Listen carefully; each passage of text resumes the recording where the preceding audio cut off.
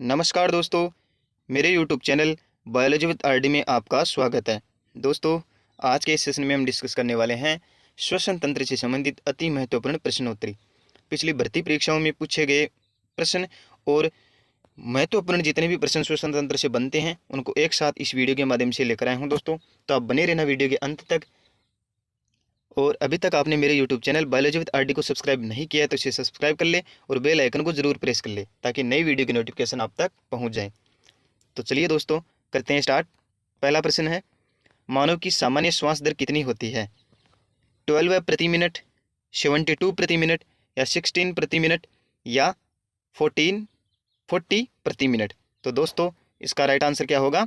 इसका right answer होगा 16 प्रति मिनट, यानी कि 16 प्रति मिनट इसका राइट आंसर हो जाएगा। ध्यान रखना दोस्तों। चलते हैं नेक्स्ट प्रश्न। ऑक्सीजन का परिवहन होता है रुधिर जीव द्रव्य से, डब्ल्यूबीसी से, आरबीसी से, प्लेटलेट्स कोशिकाओं से।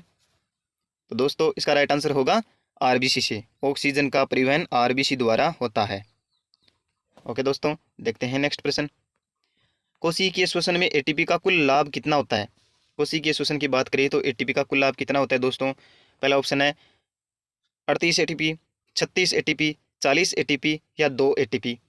तो दोस्तों, इसका राइट आंसर होगा 38 एटीपी। ध्यान रखना दोस्तों, सीधा पूछा जाता है, इंपॉर्टेंट है, पूछा गया है एग्जाम में।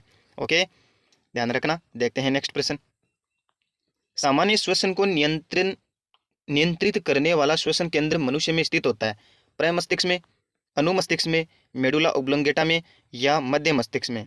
तो दोस्तों, सामान्य श्वसन को नियंत्रित करने वाला श्वसन केंद्र मनुष्य में स्थित होता है मेडुला ओब्लोंगेटा में। दोस्तों, ये बहुत बार पूछा जाता है एग्जाम में, मेडुला ओब्लोंगेटा। पिछले सालों में भर्ती परीक्षाओं में ये रिपीट हुआ है दोस्तों, तो आप इसे ध्यान में रखना, इंपॉर्टेंट है, आगे भी आने की पूरी संभावना है। चलिए देखते हैं नेक्स्ट प्रश्न। रुधिर में CO2 का वहन किस रूप में होता है? रुधिर में CO2 का वहन किस रूप में होता है दोस्तों? Magnesium carbonate, sodium bicarbonate, sodium carbonate या पोटेशियम कार्बोनेट। दोस्तों, इसका राइट आंसर होगा सोडियम कार्बोनेट। दोस्तों, सोडियम बाइकार्बोनेट के रूप में CO2 का वहन होता है। इंपॉर्टेंट कर लेना दोस्तों, सीधा पूछा जाता है। दोस्तों, जितने भी प्रश्न लाया हूँ आपके सामने अति महत्वपूर्ण है, क्योंकि पिछली भर्ती परीक्षा में आए हुए हैं और इनके अलावा जितने भी महत्वपूर्ण प्रश्न बनते हैं उनको लेकर आया हूँ। तो दोस्तों, शेयर करना अपने दोस्तों के साथ। चलिए देखते हैं नेक्स्ट प्रश्न। स्तनियों में गैसों का विनिमय यानी कि O2 तथा CO2 गैस का विनिमय कहाँ होता है? नासा छिद्र में, कुपिका में, श्वास नली में या उत्तक में? गैसों का विनिमय कहाँ होता है दोस्तों? गैसों का विनिमय होता है कुपिका में, विसरण विधि के द्वारा कुपिका में गैसों का विनिमय होता है। ओके दोस्तों, देखते हैं नेक्स्ट प्रश्न। अगर CO2 की सांद्रता बढ़ जाए तो श्वसन पर क्या प्रभाव पड़ेगा? इसमें कोई परिवर्तन नहीं होगा। श्वसन की दर कम हो जाएगी, पहले बढ़ेगी फिर घटेगी, श्वसन की दर बढ़ जाएगी। दोस्तों, क्या होगा इसका आंसर?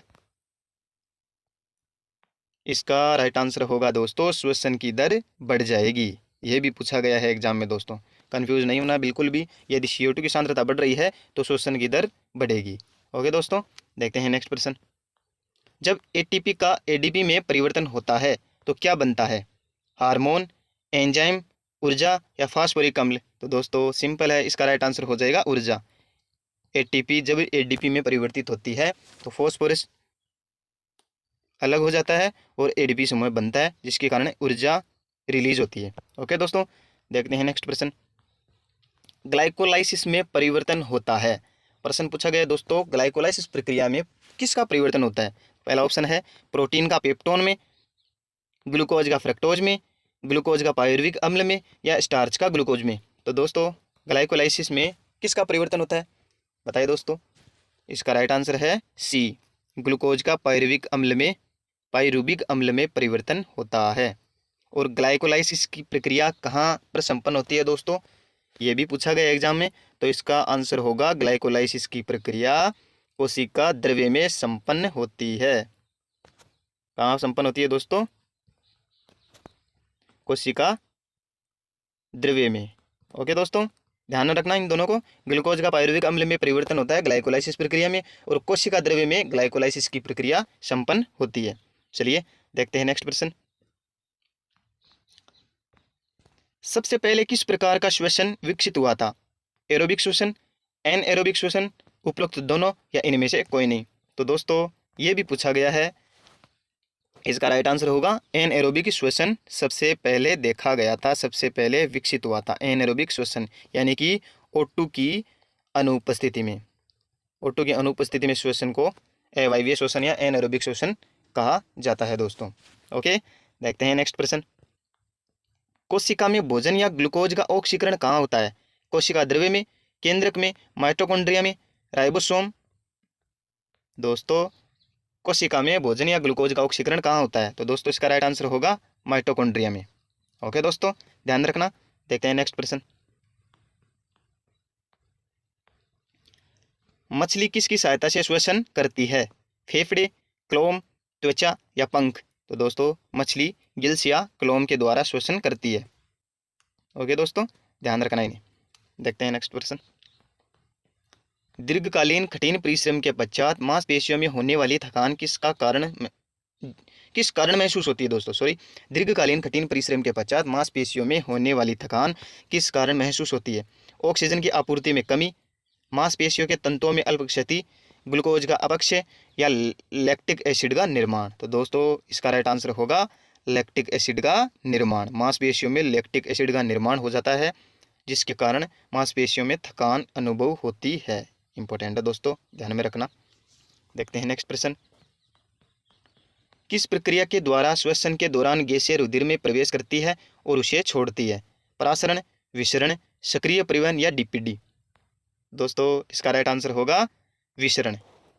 यह भी पूछा गया है दोस्तों, इंपॉर्टेंट कर लेना। सारे प्रश्न अति महत्वपूर्ण है दोस्तों, भर्ती परीक्षाओं में पूछे जाते हैं, और इन प्रश्नों से बाहर आपको परीक्षा में देखने को नहीं मिलेगा। ये सभी प्रकार की प्रतियोगी परीक्षाओं के लिए अति महत्वपूर्ण है दोस्तों, ध्यान रखना। देखते हैं नेक्स्ट प्रश्न।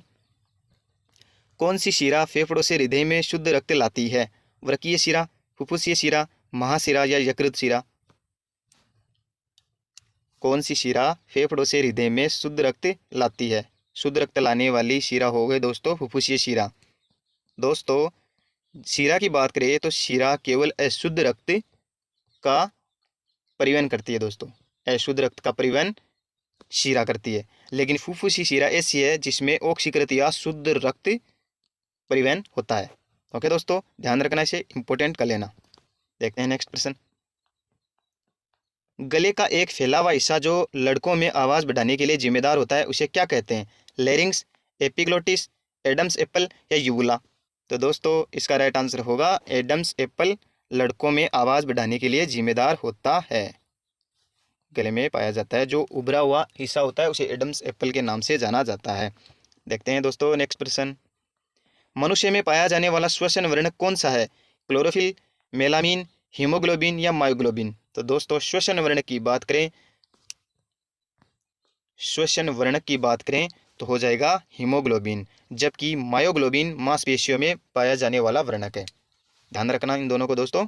देखते हैं नेक्स्ट प्रश्न। मानव शरीर के किस भाग में रुधिर ऑक्सीजन युक्त होता है?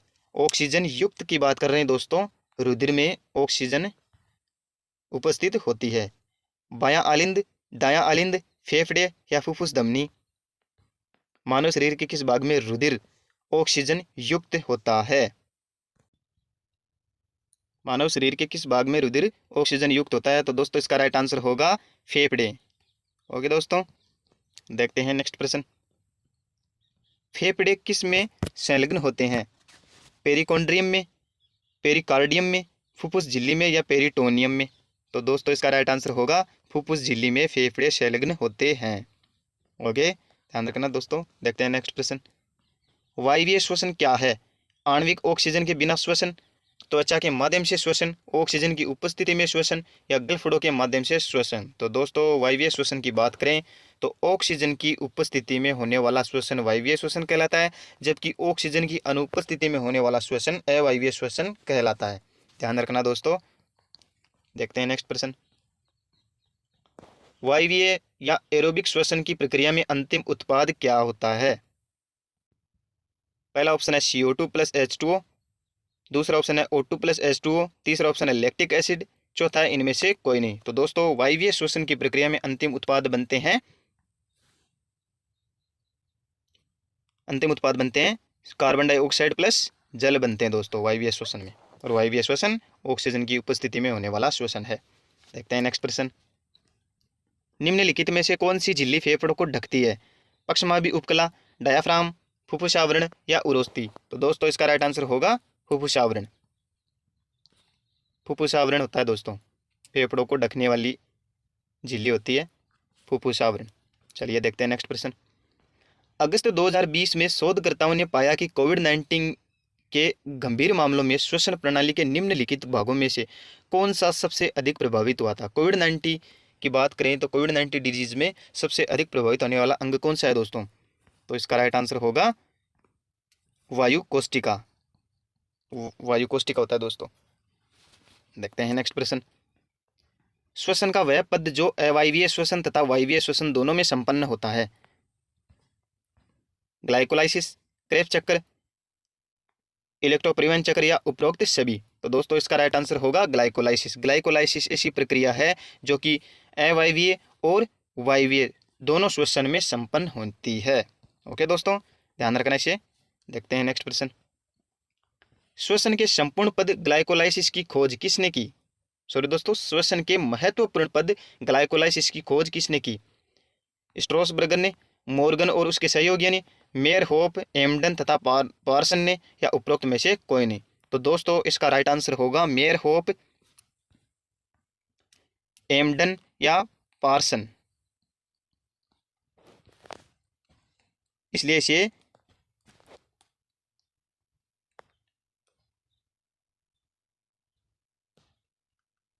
EMP पथ भी बोला जाता है दोस्तों।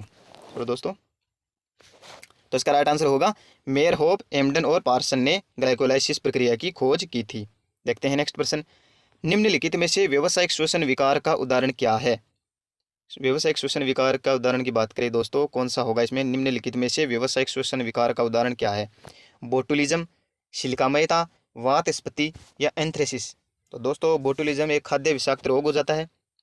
खाद्य विषाक्तता, ये इसे भी ध्यान रखना दोस्तों, खाद्य विषाक्तता के कारण होता है। जबकि शिलिकामयता एक व्यावसायिक रोग है, यानी कि जो फैक्ट्रियों में, औद्योगिक इकाइयों में काम करने वाले होते हैं, जैसे कि पत्थरों को तोड़ने वाली इकाइयाँ होती हैं ना, उनमें जितने भी मजदूर होते हैं उनके श्वास नलियाँ, श्वसनिकाओं में ये सिलिका जमा हो जाती है, जिसे शिलिकामयता रोग कहा जाता है। ये एक व्यावसायिक रोग है। ध्यान रखना दोस्तों, पूछा गया है एग्जाम में, नीट में भी पूछा गया है, ध्यान रखना दोस्तों। देखते हैं नेक्स्ट प्रश्न। प्रक्रिया जिसमें एल्कोहल का निर्माण होता है, रसारोहण, प्रकाश संश्लेषण, वायवीय श्वसन या अवायवीय श्वसन?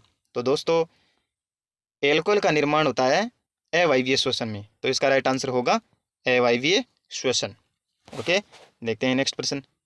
स्तनीय कोशिकाएं जो वायवीय रूप में ग्लूकोज का कार्बन डाइऑक्साइड में उपापचय करने में सक्षम नहीं होती हैं? तो दोस्तों इसका राइट आंसर होगा RBC, जो कि ग्लूकोज का कार्बन डाइऑक्साइड में उपापचय करने में सक्षम नहीं होती है दोस्तों। शरीर में गैसों का विनिमय होता है केवल कुपिका में, ट्रेकिया तथा ब्रोंकिया में, कुपिकाओं तथा उत्तकों में या लेरिंग्स तथा फेरिंग्स में? शरीर में गैसों का विनिमय होता है केवल कुपिका में, ट्रेकिया तथा ब्रोंकिया में, कुपिकाओं तथा उत्तकों में, लेरिंग्स तथा फेरिंग्स में। तो इसका राइट आंसर होगा दोस्तों कुपिकाओं तथा उत्तकों में। ओके दोस्तों, कुपिकाओं तथा उत्तकों में। देखते हैं नेक्स्ट प्रश्न। पक्षियों में ध्वनि उत्पादक अंग कौन सा है? लेरिंग्स, फेरिंग्स, शीरिंग्स या ध्वनि कोश? तो दोस्तों पक्षियों में ध्वनि उत्पादक अंग की बात करें तो इसका राइट आंसर होगा शीरिंग्स। ओके दोस्तों, देखते हैं नेक्स्ट प्रश्न। ऊर्जा के लिए ग्लूकोज के निम्नीकरण में बनने वाला उत्पाद जो ग्लाइकोलाइसिस को क्रेब्स चक्र में जोड़ता है, पाइरुविक अम्ल, एसिटाइल कोएंजाइम, ऑक्जेलिक अम्ल या मेलिक अम्ल? तो दोस्तों इसका राइट आंसर होगा acetyl coenzyme. Acetyl coenzyme glycolysis को क्रेब्स चक्कर से जोड़ता है। इसे भी ध्यान रखना दोस्तों, पूछा गया एग्जाम में, इंपॉर्टेंट कर लेना। देखते हैं नेक्स्ट प्रश्न। मनुष्यों में ज्वारीय आयतन होता है 150 ml, 500 ml या 4500 ml या 1500 ml? तो इसका राइट आंसर होगा दोस्तों 500 ml। 500 ml ज्वारीय आयतन होता है, जिसे टाइडल वॉल्यूम भी बोला जाता है। टीवी का मान कितना होता है? 500 ml। ओके दोस्तों, देखते हैं नेक्स्ट प्रश्न। युवा पुरुष के फेफड़े में सजीव सामर्थ्य का मान कितना होता है? इंपॉर्टेंट कर लेना दोस्तों, ये प्रश्न पूछा गया है, इंपॉर्टेंट है।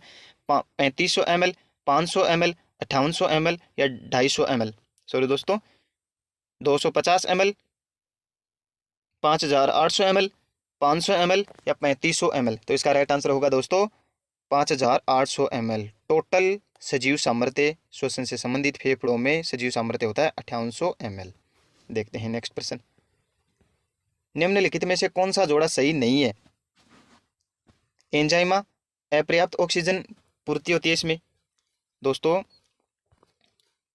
आपको ऑप्शन में 4 रोग दिए गए हैं, उनके सामने किस कमी के कारण होते हैं वो दिया गया है, यानी कि उसका कारण दिया गया है, तो उसका मिलान करना है और जिसका मिलान नहीं है उसका चयन करना है। तो देखते हैं दोस्तों, एंजाइमा अपर्याप्त ऑक्सीजन पूर्ति नहीं होती है, उसके कारण ही होता है दोस्तों, ये तो राइट हो गया। एम्फीसीमा या वातस्फीति वायु कुपिकाओं में क्षति हो जाती है, उसके कारण होता है, ये भी सही है दोस्तों। अस्थमा सूजन हो जाती है। क्रिटिनिज्म अति थायराइडिज्म के कारण होता है दोस्तों, ये सही है। तो इसका राइट आंसर होगा दोस्तों सी। अस्थमा सूजन के कारण नहीं दोस्तों, मास्ट कोशिकाओं में एलर्जिन अभिक्रिया हो जाती है, उसके कारण अस्थमा हो जाता है। देखते हैं नेक्स्ट प्रश्न। इन चारों को ध्यान में रख लेना दोस्तों, 4 प्रश्न बनते हैं, एक ही क्वेश्चन में 4 क्वेश्चन बनते हैं, तो इनको ध्यान में रखना। क्रिटिनिज्म अति थायराइडिज्म, यानी कि थायराइड हार्मोन की अधिकता हो जाती है तो क्रिटिनिज्म हो जाता है। अस्थमा मास्ट कोशिकाओं में एलर्जिन अभिक्रिया होती है तब होता है अस्थमा। एम्फीसीमा यानी कि वातस्फीति वायु कुपिकाओं में क्षति हो जाती है। और एंजाइमा अपर्याप्त ऑक्सीजन पूर्ति नहीं हो पाती, अपर्याप्त ऑक्सीजन के कारण होता है दोस्तों एंजाइमा। देखते हैं नेक्स्ट प्रश्न। निम्नलिखित में से कौन सा सही सुमेलित है? सामान्य श्वसन के समय, अंतः श्वसन और उच्च श्वसन के दौरान वायु का आयतन टाइडल वॉल्यूम यानी कि ज्वारीय आयतन कहलाता है दोस्तों, यही सही है दोस्तों इसमें। देखते हैं नेक्स्ट वाले। बलपूर्वक एक व्यक्ति जितनी वायु आयतन अतिरिक्त उच्चश्वासित करता है उसे अंतः श्वसनित आरक्षित आयतन नहीं बोलते दोस्तों, उसे बहिश्वसनित आरक्षित आयतन बोलते हैं। प्राकृतिक उच्च वसन के पश्चात जितनी वायु फेफड़ों में शेष रहती है उसे उच्च वसन के पश्चात जितनी वायु फेफड़ों में शेष रहती है उसे अवशिष्ट आयतन, और वायु का आयतन जो बलपूर्वक उच्च श्वसन के पश्चात भी फेफड़ों में शेष रहता है उसे जैविक आयतन कहते हैं।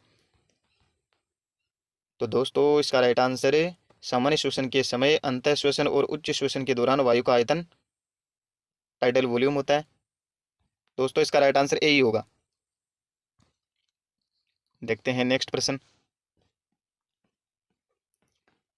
मनुष्य के फेफड़े विभक्त होते हैं 2 दाएं तथा 3 बाएं पिंड में, 2 दाएं तथा 2 बाएं पिंड में, 3 दाएं तथा 2 बाएं पिंड में या उपरोक्त में से कोई नहीं। तो दोस्तों मनुष्य के फेफड़े 3 दाएं और 2 बाएं पिंड में, टोटल 5 पिंडों में विभक्त होते हैं, जिनमें से दाएं पिंड 3 होते हैं और 2 बाएं पिंड होते हैं। ध्यान में रखना दोस्तों, पूछा गया है एग्जाम में ये। देखते हैं नेक्स्ट प्रश्न।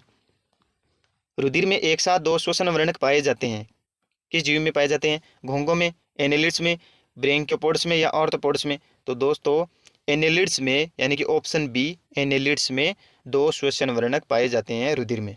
देखते हैं नेक्स्ट प्रश्न।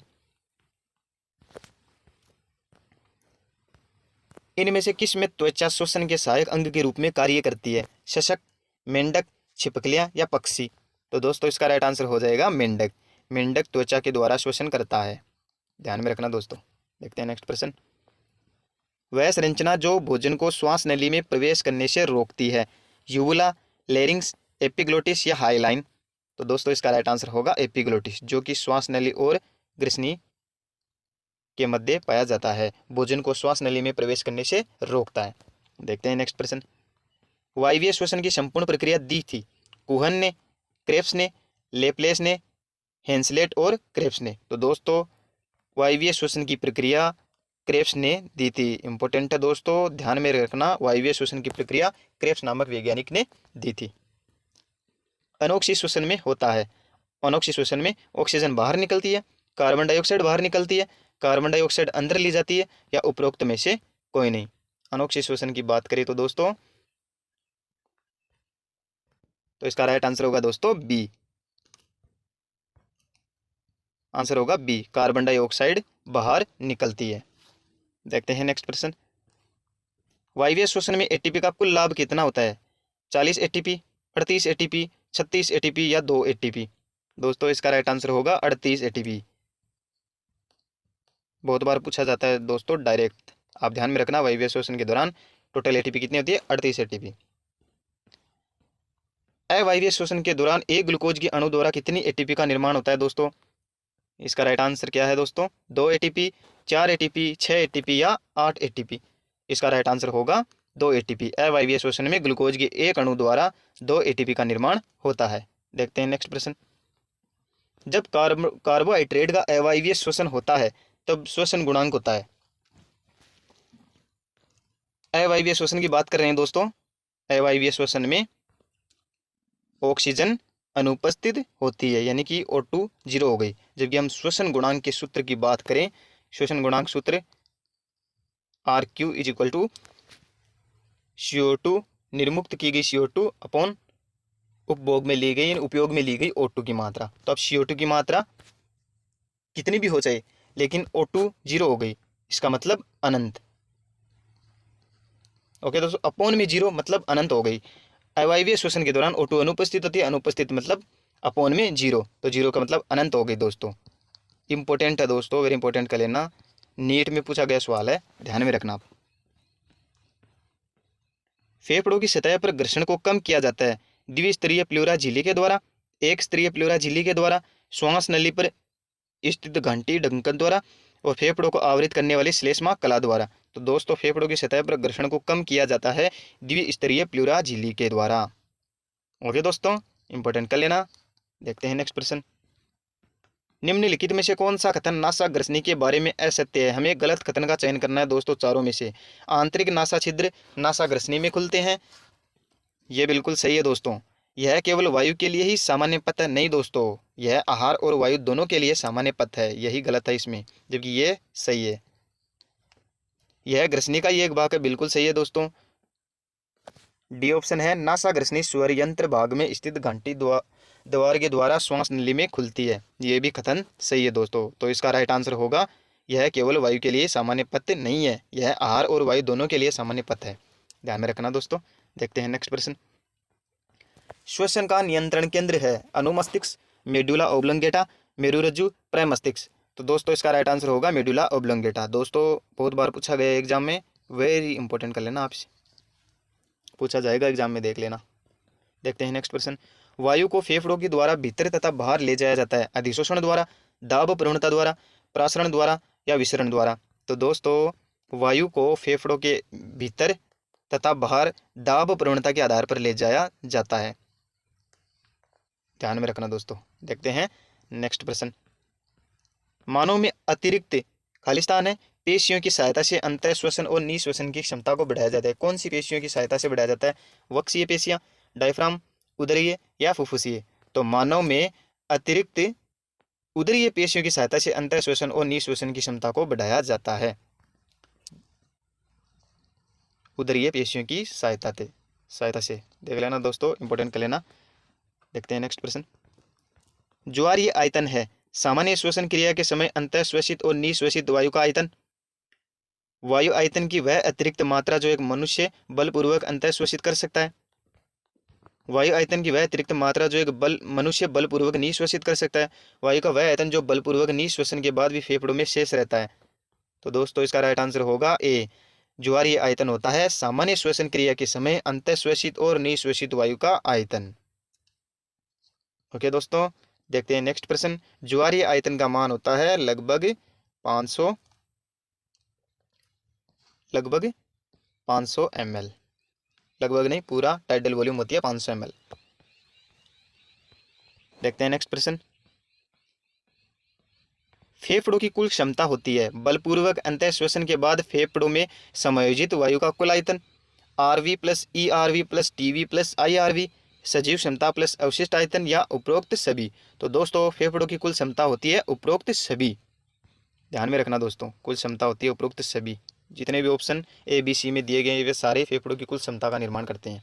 देखते हैं नेक्स्ट प्रश्न। गैसों के विसरण की दर प्रभावित होती है दाब प्रवणता से, गैसों की विलयशीलता से, झिल्ली की मोटाई से, या ये सभी हो जाएंगे।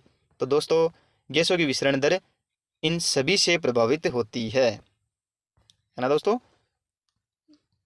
उपरोक्त सभी हो जाएगा। देखते हैं नेक्स्ट प्रश्न। किसी गैस के आंशिक दाब में किस दाब की भागीदारी होती है? मिश्रण में सभी गैसों की, मिश्रण में किसी एक गैस की, वायुमंडल द्वारा गैसों पर डाले गए दाब की, वायुमंडल में उपस्थित ऑक्सीजन की। तो दोस्तों किसी गैस के आंशिक दाब में किस गैस की भागीदारी होती है? इसका आंसर होगा बी, मिश्रण में किसी एक गैस की भागीदारी होती है। देखते हैं नेक्स्ट प्रश्न। वायुमंडलीय वायु में कार्बन डाइऑक्साइड का प्रतिशत कितना होता है? 0.036, 0.036, 3.6 या 36? तो दोस्तों इसका राइट आंसर होगा 0.036 कार्बन डाइऑक्साइड की वायुमंडल में प्रतिशतता पाई जाती है। देखते हैं नेक्स्ट प्रश्न।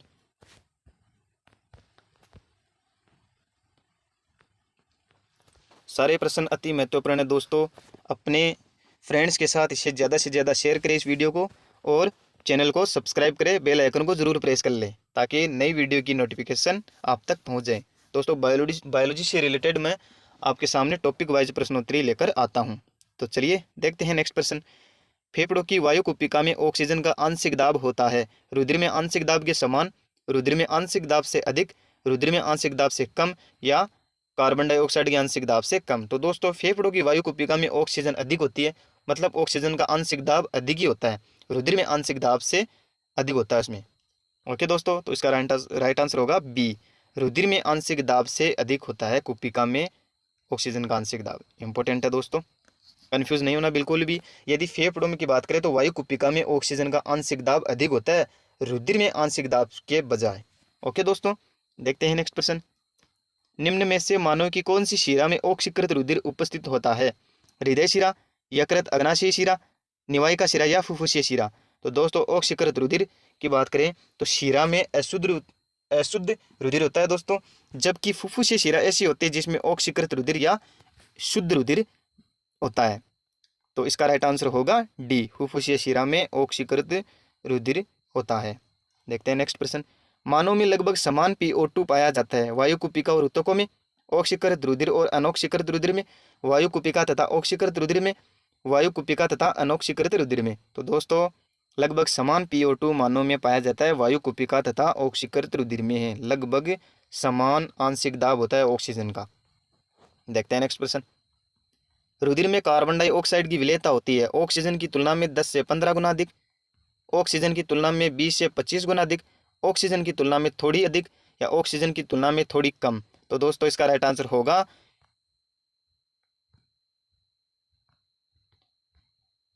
रुधिर में कार्बन डाइऑक्साइड की विलेयता की बात करें तो ऑक्सीजन की तुलना में 20 से 25 गुना अधिक होती है दोस्तों। देखते हैं नेक्स्ट प्रश्न। एक हीमोग्लोबिन अणु द्वारा परिवहन होने वाले ऑक्सीजन अणुओं की संख्या कितनी होती है दोस्तों?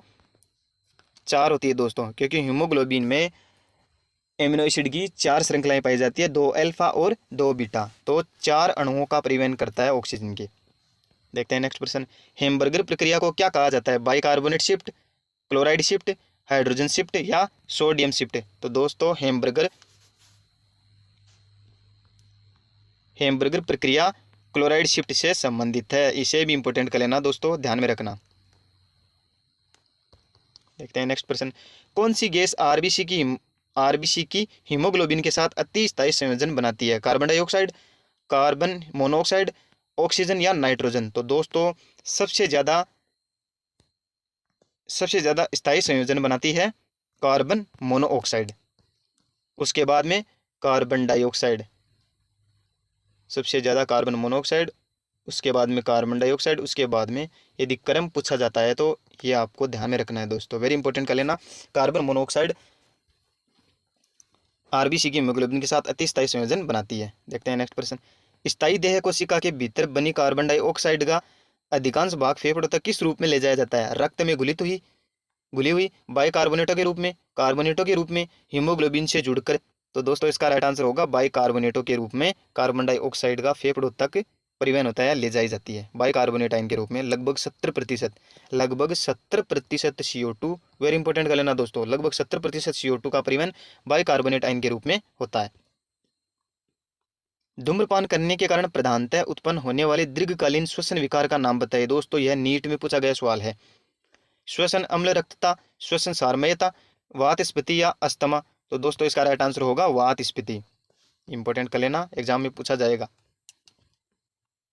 उस फुफ्फुसीय रोग का नाम बताइए जिसमें कुपी के भित्तियों के क्षति हो जाने के कारण गैस विनिमय में शामिल कुपी के सतही क्षेत्रफल बहुत अधिक कम हो जाता है। तो दोस्तों वात स्फीति, न्यूमोनिया, अस्थमा या प्लूरिसी। तो इसका राइट आंसर होगा वात स्फीति। वात स्फीति में कुपी के सतही क्षेत्रफल बहुत अधिक कम हो जाता है। देखते हैं नेक्स्ट प्रश्न। अस्थमा का कारण क्या होता है? श्वास नली की सोत, फेफड़ों के भीतर पानी एकत्र होना, फेफड़ों का जीवाणु द्वारा संक्रमण, फेफड़ों में मास्ट कोशिकाओं की एलर्जी अभिक्रिया। तो दोस्तों अस्थमा का कारण होता है फेफड़ों में मास्ट कोशिकाओं की एलर्जी अभिक्रिया। यह भी दोस्तों नीट में पूछा गया सवाल है, पूछा जा सकता है एग्जाम में। तो देखते हैं नेक्स्ट प्रश्न। रक्त द्वारा अवशोषित कार्बन डाइऑक्साइड का लगभग 70% भाग का फेफड़ों तक परिवहन कैसे होता है? दोस्तों बाइकार्बोनेट आयन के रूप में, गैसों के अणुओं की घुली हुई अवस्था में, आरबीसी से बंध कर कार्बन एमिनो हीमोग्लोबिन के रूप में। तो दोस्तों बाइकार्बोनेट आयन के रूप में लगभग 70% CO2 का परिवहन फेफड़ों तक होता है। इंपॉर्टेंट कर लेना दोस्तों, पूछा गया है एग्जाम में, ध्यान में रखना। देखते हैं नेक्स्ट प्रश्न। दोस्तों सारे प्रश्न अति महत्वपूर्ण है, एग्जाम में आपको यही देखने को मिलेंगे। विश्वास बनाए रखना दोस्तों, और अपने मित्रों के साथ इसे ज़्यादा से ज़्यादा शेयर करना बायोलॉजी विद RD चैनल को, और सब्सक्राइब करना ना भूले दोस्तों, और बेल आइकन को जरूर प्रेस कर ले ताकि बायोलॉजी से रिलेटेड टॉपिक वाइज प्रश्नोत्तरी आप तक पहुंच जाए। चलिए स्टार्ट करते हैं नेक्स्ट प्रश्न। बोर प्रभाव क्या है? PCO2 के स्तर में वृद्धि या pH के मान में कमी O2 की हीमोग्लोबिन के लिए बंधुता को कम कर देती है। दोस्तों पहला ऑप्शन ही इसका राइट आंसर हो गया, क्योंकि बोर का प्रभाव होता है PCO2 के स्तर में वृद्धि तथा pH के मान में कमी होना O2 की हीमोग्लोबिन के लिए बंधुता को कम कर देती है। दोस्तों डायरेक्ट पूछा गया है एग्जाम में ये बोर प्रभाव क्या है, इसलिए आप ध्यान में रखना, किसी भी प्रकार की एग्जाम हो चाहे पूछा जा सकता है। अति महत्वपूर्ण प्रश्नोत्तरी है दोस्तों। देखते हैं नेक्स्ट प्रश्न। ऑक्सीजन वियोजन वक्र होता है सिग्मोइड, जे आकार, चरघातांकी वृद्धि या अति प्रबल आकार। दोस्तों इसका राइट आंसर होगा सिग्मोइड। ऑक्सीजन वियोजन वक्र होता है सिग्मोइड आकार का। ओके दोस्तों, देखते हैं नेक्स्ट प्रश्न।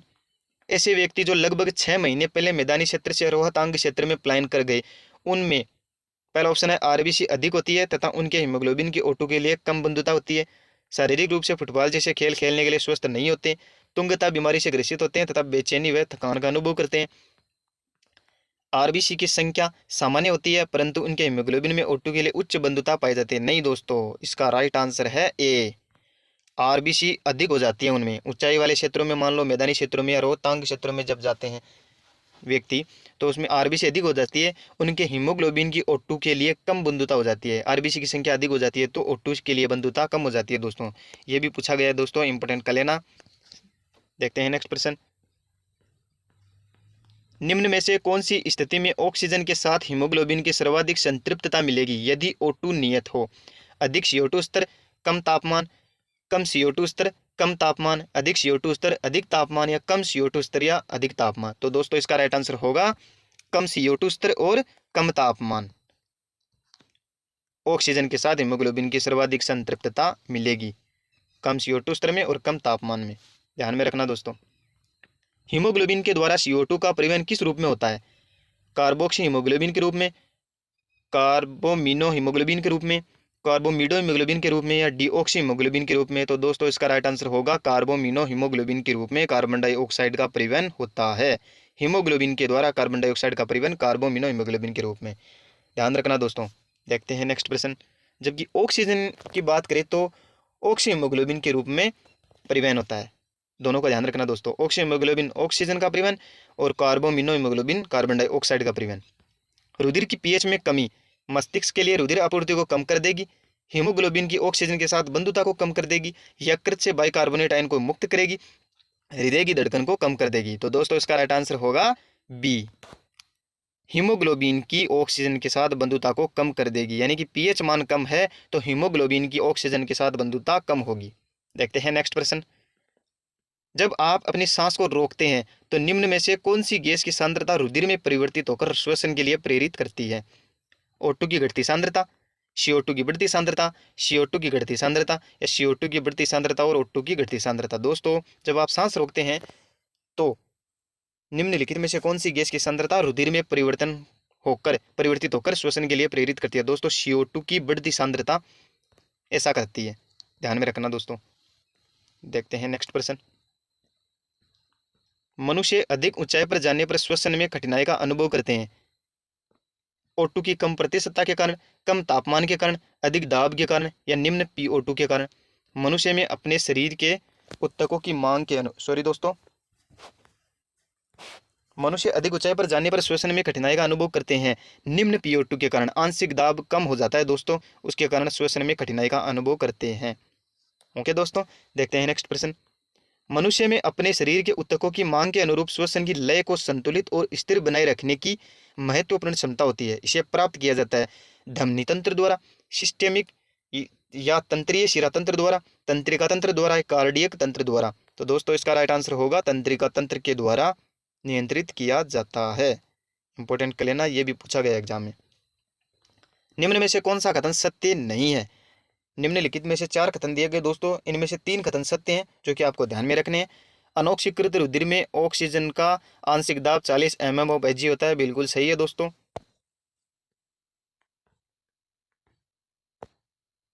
अनॉक्सीकृत रुधिर में O2 का आंशिक दाब 40 mm ऑफ Hg होता है, बिल्कुल सही है। ऑक्सीकृत रुधिर में ऑक्सीजन का आंशिक दाब 95 mm ऑफ Hg होता है, ये भी सही है दोस्तों। कुपी के वायु में ऑक्सीजन का आंशिक दाब 104 mm ऑफ Hg होता है, ये भी सही है दोस्तों। लेकिन इसका राइट आंसर होगा कुपी के वायु में CO2 का आंशिक दाब 40 mm ऑफ Hg होता है। देखिए दोस्तों, नेक्स्ट प्रश्न।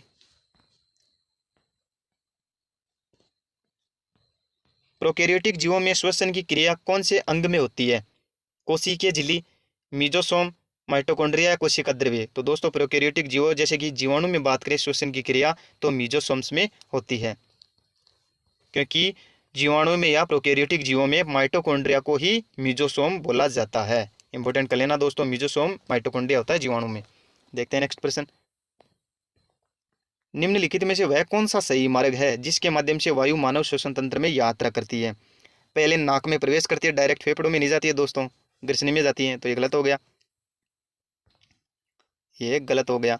नाक से ग्रसनी, ग्रसनी से श्वास नली और फेफड़े, ग्रसनी से नहीं दोस्तों, नाक में प्रवेश करते ये वैसे गलत हो गया। नाक से ग्रसनी, ग्रसनी से फेफड़े, फेफड़े से श्वास नली, नहीं दोस्तों, श्वास नली से फेफड़े में जाती है, तो इसका राइट आंसर होगा बी। पहले नाक में, फिर ग्रसनी में, फिर श्वास नली में और फिर फेफड़े में। राइट आंसर है इसका बी। कलम पर आधारित प्रश्न पूछा जा सकता है दोस्तों, पूछा गया है एग्जाम में, तो आप ध्यान में रखना, इंपॉर्टेंट कर लेना, पूरे पद को आपको ध्यान में रखना है। देखते हैं नेक्स्ट प्रश्न। ऑक्सीजन की अनुपस्थिति में अनोक्सिक श्वसन होता है, इसमें कार्बोहाइड्रेट का अपघटन किस में होता है? एथिल एल्कोहल तथा जल, पायरुविक अम्ल, कार्बन डाइऑक्साइड और जल, कार्बन डाइऑक्साइड और जल वाष्प। तो दोस्तों, अनोक्सिक श्वसन की बात करें यानी कि ऑक्सीजन की अनुपस्थिति की बात करें तो कार्बोहाइड्रेट का अपघटन होता है एथिल एल्कोहल तथा जल में। ओके दोस्तों, ध्यान में रखना। देखते हैं नेक्स्ट प्रश्न। नवजात शिशुओं में श्वसन दर कितनी होती है? 12 प्रति मिनट, 16 प्रति मिनट या 44 प्रति मिनट या 72 प्रति मिनट? तो नवजात शिशुओं में श्वसन दर होती है दोस्तों 44 प्रति मिनट। आज के लिए इतना ही दोस्तों। वीडियो कैसा लगा ये कमेंट सेक्शन में ज़रूर बताना दोस्तों, और अपने मित्रों के साथ इसे ज़्यादा से ज़्यादा शेयर करना। और आप मेरे चैनल पर पहली बार विजिट कर रहे हैं तो इसे चैनल को सब्सक्राइब करके बेल आइकन को जरूर प्रेस कर ले, ताकि बायोलॉजी से रिलेटेड टॉपिक वाइज आपको प्रश्नोत्तरी मिलती रहे दोस्तों। चलिए दोस्तों, आज के लिए इतना ही। मिलते हैं एक नेक्स्ट वीडियो में नए टॉपिक के साथ, महत्वपूर्ण प्रश्नोत्तरी के साथ। ओके, जय हिंद, जय भारत।